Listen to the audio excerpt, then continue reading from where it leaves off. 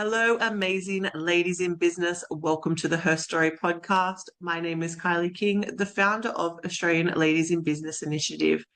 And today I am so excited to be joined by the incredible Elizabeth Le Breton, who not only just became a marriage celebrant, but also the business owner of Balancing Life. Thank you so much for joining me today. Thanks, Kylie. Thank you for having me. So let's get started. What would you like the listeners to know about you and what you do? My name's Elizabeth. As you've said, I am a very new marriage celebrant, having been authorised on the 12th of March, 2026.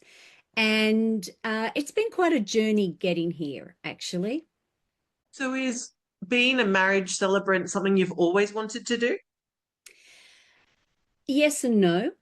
So my professional life has mainly been in teaching, and that's 30 plus years now. But around about, oh gosh, it would have been 30, 35 years ago. My mum had just returned from a trip to Canada and she said, I have seen something that you would be perfect at. And I said, oh yeah, what was that? And she said, a marriage celebrant. And I said, no, what would I want to be a marriage celebrant for? Because in those days, 85% of marriages were done in churches or in an organized religious manner, and 25% were done by civil celebrants. So it really wasn't something that was on my radar at that time. But in the last, oh, I guess maybe 10 years, it's something that I've thought of every now and then as something that would be really interesting to get involved in. And now you are involved in it. And now I am involved in it. And it all started, how it actually started was with a phone call in around about May 2024. So 2 years ago this month, I received a call from one of my cousins who asked me if I was a marriage celebrant. And my response was, well, no, I've been married a couple of times, but I'm not a marriage celebrant. And she said, oh, what a pity. I thought it would have been lovely for you to marry Isabel, her daughter. And it was sort of like a little nudge in a direction that I was curious about. And I said, well, you know what? I think I'll do it. So in July of that year, I embarked on, my God, a journey that I could never have anticipated. It ended up, the course they recommend goes for about 12 months.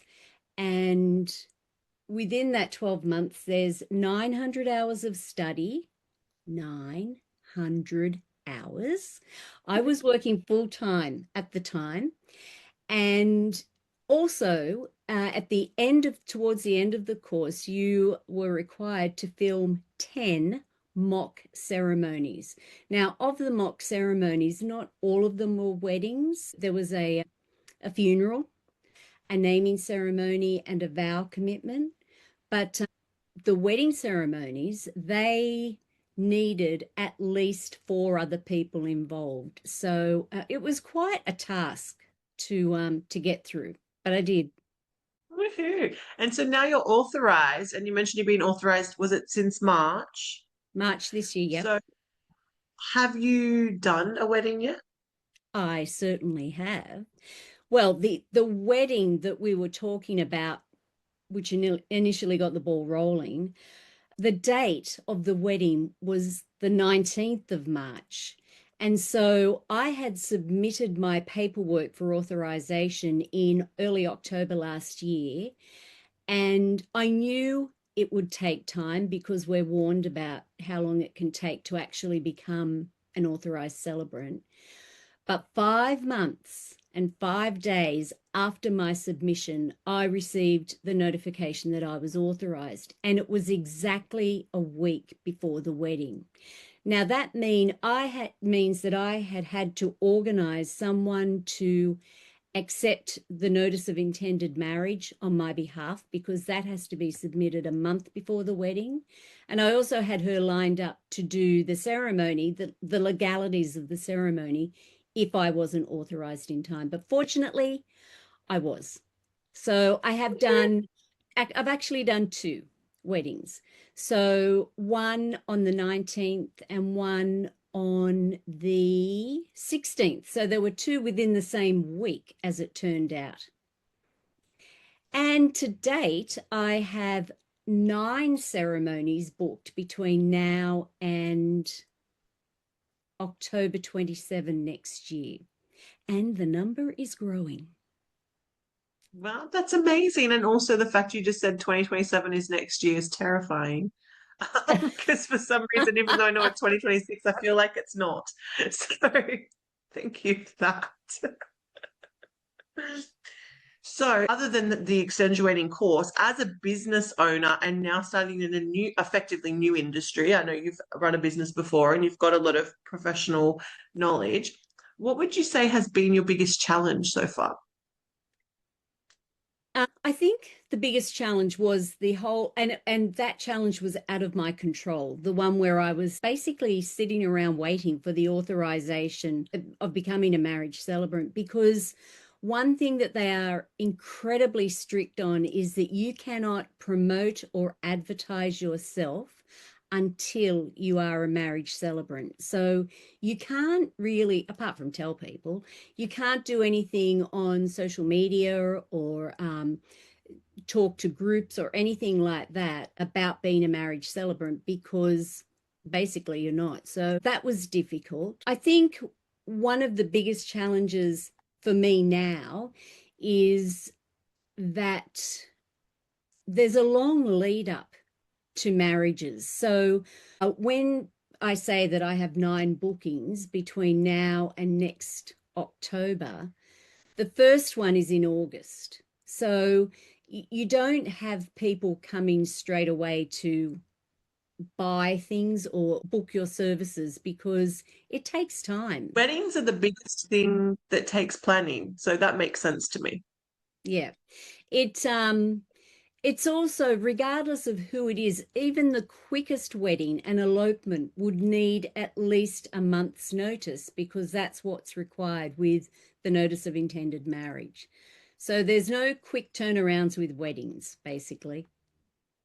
Oh, so I didn't know that. So even with an elopement, you still need to send a month before that there is an intention to marry that person. Yes, yes. And see, one of the things with Isabel's wedding, the first of the weddings that I did, the notice of intended marriage crossed over February, which has less dates. So usually if a wedding is on the 19th of the month, then the previous month, the 19th, is the date that the notice of intended marriage would need to be received.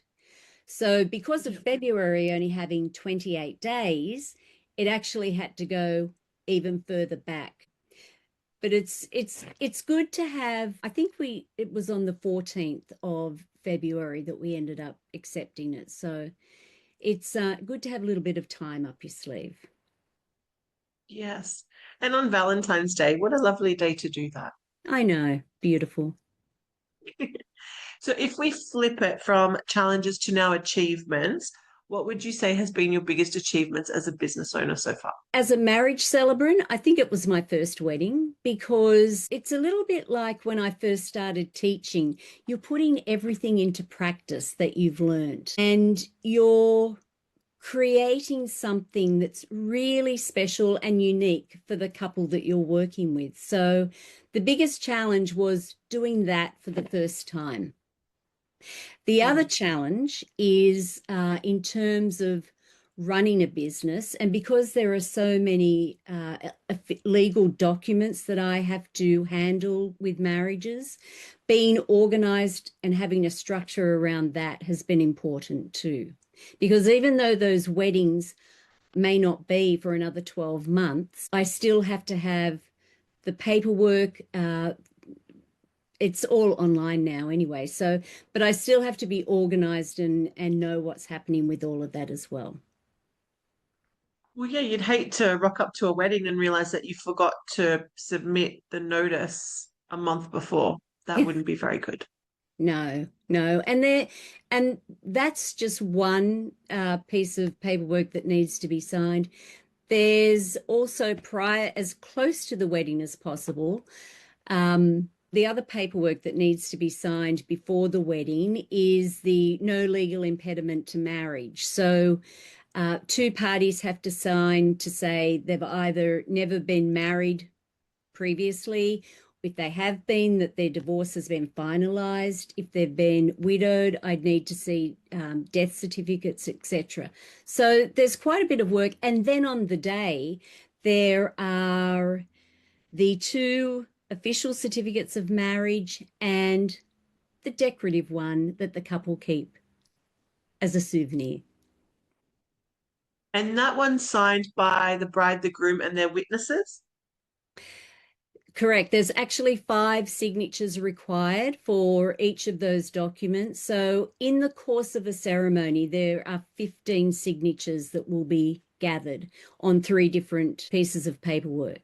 So, there's also the celebrant that needs to sign. Oh my goodness. I didn't realize there was so much legal paperwork Mm, mm, for a marriage, which is interesting to know. And as you mentioned earlier, with marriages, with weddings, because people take a while to plan them. There's I've heard lots of women talk about they've been planning in their head their wedding since they were a child, and now the opportunities come up, and they've met someone, and he seems a bit of all right, and they're planning the wedding, but weddings can be years and years in advance. So having that now, having to wait years for those ceremonies, how are you finding it to continue to attract new customers or to get you through now? Or it's just keep going out there and spreading the word? It's a case of spreading the word. It's also I guess, a profession where a lot of business comes from word of mouth. So the more weddings you do, the more you develop a reputation. I've also joined 2 different groups. One of them is called Just Weddings, and it's a little bit like the concept of just cuts, where you're going to have just a haircut, not the blow dry, not the color, etc. And what they do is they have a bank of celebrants that they use, and they do all the paperwork. So I actually received a notification this morning to say that I'd been booked for a wedding in the Blue Mountains. Um, and that's my first one with them. So it's going to be really interesting to see how it's run. So they've sent me a kit that has marriage certificates in it and vow cards. They will accept the notice of intended marriage. They will prepare all the paperwork. And all I do is show up on the day of the ceremony. So people who use that sort of service are people who are mainly looking for an elopement style wedding. The other group I've joined, a number of people have recommended to me Easy Weddings, which is where a lot of brides go to find different vendors that they will need for their wedding. And it's a little different in that you're encouraged to offer packages to people, and it goes from one extreme to the other. So the full-on shebang wedding down to what it would cost for an elopement style wedding. There are also really good organizations available for celebrants to join for their professional development, and also as a community of celebrants. And people who can't officiate at different weddings that they've been asked to do will post that online, and you can put your name forward if you're interested in doing it. So there's those options as well, which is good. So you've brought up some really good points there about networking in like-minded community groups and then seeing what other resources are out there. Because these Mm, platforms seem like you might not use them for everything, but they seem really good to use to put your name out there to new clients. yes. Yeah. Beautiful. So, as a business owner, and I know you're currently sort of in your profession, so you're still working full time and doing business full time. What motivates you to keep waking up every morning and going, okay, I need to make this business work so maybe one day I can leave the professional life behind? Because I'm a sucker for romance, Kylie. I love weddings. I love weddings. I love the excitement that surrounds a wedding. And what I really love and enjoy with being a celebrant is hearing and then writing the story of the couple. And I think that everyone has their own story, every couple has their own story. And it's really beautiful to have that shared um, with the people who are there to celebrate their leap of faith and committing to each other. And I really enjoyed that process as well. Beautiful. Sucker for romance. I like that. So if you had like a big, hairy, scary goal for your business, hmm whatever that may be, and you're willing to share it, hmm what would it be? Well, I am still currently working as a teacher. I want to leave that behind and I would want to be a full-time celebrant, but I also want to be able to offer different areas or avenues where people can learn more about themselves as they're coming into marriage. So, resources and courses that are available to people as they prepare for marriage. I think also being able to commit to weddings, there are a lot more weddings that happen during the week now too, and that's a cost issue.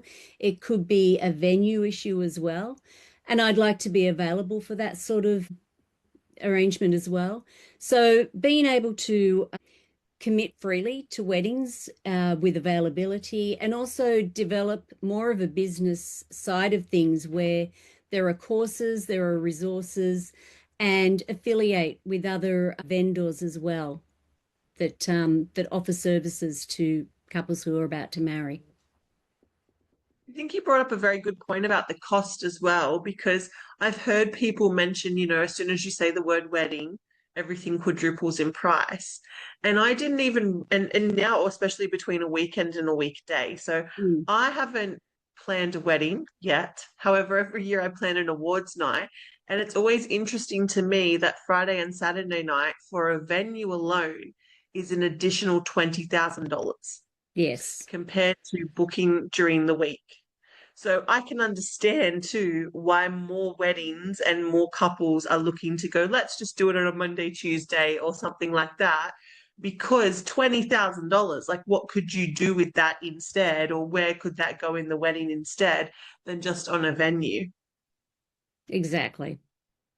So, being an expert now, well, starting your expertise journey in being a marriage celebrant, if there was any tips or any like a taste tester you'd like to give the listeners today so they can come and stalk you, what would it be? I think I have a firm belief, and I've had this, I've always had it, and I guess it's becoming more relevant as I get older. I don't think you're ever too old to have a go at something new. I think that if you want to try something, isn't it better to have a go at it and either succeed wildly or it doesn't quite work for you? It's better to do that than to die wondering, basically.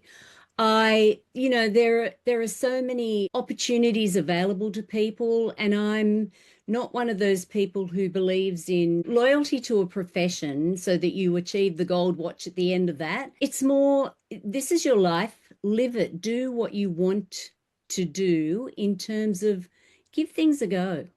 And age should never be the barrier. I love that. I think it's so important to realize like you don't know if you don't know, right? So just go out and try Exactly. it. Yeah. And if marriage celebrancy wasn't for you, you can go off and try something new and keep going. Yeah. But we know it's for you because you're a sucker for romance and love everything, and it's going to be an amazing journey. And I So, love a microphone. exactly, yes. Much love of a microphone. So, where if we want to book in a wedding or we want to ask interesting wedding questions, because already you've shared so many marriage things that I wasn't aware of, where do we stalk you? Where do we find you? So you can find me on my website, which is www.balancinglife.com.au. You can come to my social pages, Facebook or Instagram, and it's Elizabeth Le Breton Balancing Life. So either of those searches will find me. And my goal also is to become more consistent with my social media posting so that I'm keeping up to date with what's happening in the world of weddings, because there's always things changing too. Very true. And I know we've talked about it before, but people marrying things such as AI bots. Like you got to be with the times, Elizabeth. You never know when that Well, could be I don't know if I something. could do that, Kylie. But think I will put all of your links below so everyone's able to come and have a stalk and check out your stuff. And thank you so much for joining me today and sharing your journey. And I wish you the best with your new-ish business or your new journey as a marriage celebrant. Thank you so much. I would love to see as many people as I can get married, celebrate their love, and let me tell your story. Thank you.